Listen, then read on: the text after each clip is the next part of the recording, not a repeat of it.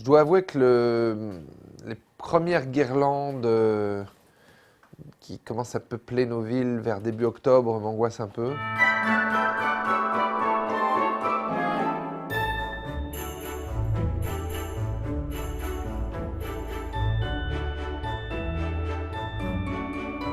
Est-ce que j'aime Noël? J'aime bien le moment de Noël. Je dois avouer que les premières guirlandes qui commencent à peupler nos villes vers début octobre m'angoissent un peu. C'est-à-dire que tout ce qui prend de l'avance, en fait, tout ce qui déborde sur la période d'avant m'angoisse profondément. Et c'est pas possible. Il y a 3 semaines, j'étais en maillot de bain et je suis déjà à entendre All I Want for Christmas dans les enceintes des...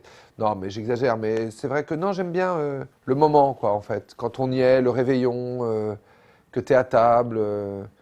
Et surtout, il ne faut pas que le taux de conneries soit trop élevé, quoi. Il faut que tout le monde se tienne un peu. Le secret, mais personne s'y tient. Mais il ne faut pas parler politique, évidemment.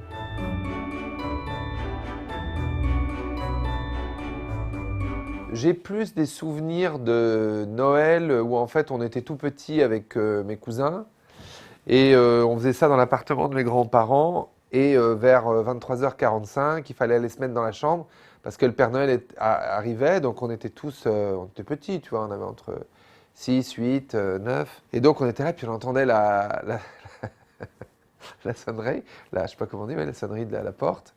Et puis le Père Noël, on l'entendait, il faisait c'est bien ici les cadeaux. Alors, hein. Et donc, il livrait les cadeaux et nous on était fascinés. Alors de moins en moins fascinés plus les années passaient.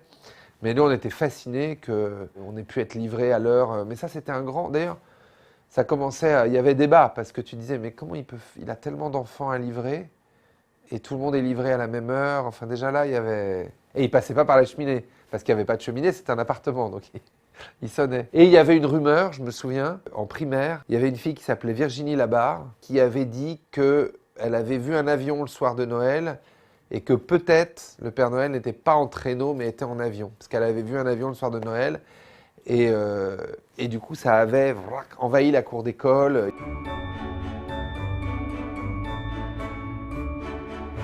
Souvenir de cadeaux.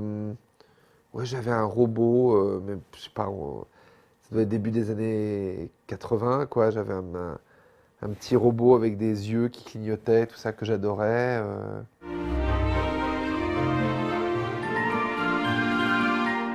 Mais c'est pas vraiment de la cuisine, Noël, c'est plus des plats qu'on achète. Enfin, c'est les fruits de mer, du foie gras. Non, non. Ou alors on se dit, non, ce qui est marrant, c'est, il y a toujours la fameuse phrase, non, mais cette année on fait du poisson, hein, parce que ça suffit les réveillons qui n'en finissent pas. Et puis, plus le jour arrive, plus on se dit, bon, je vais quand même acheter un peu de foie gras. Oui, et puis moi, je vais rajouter un peu de... Et puis finalement, tu te retrouves avec...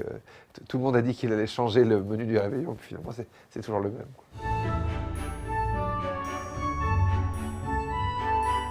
Bah, dans quelle langue il parle, le Père Noël?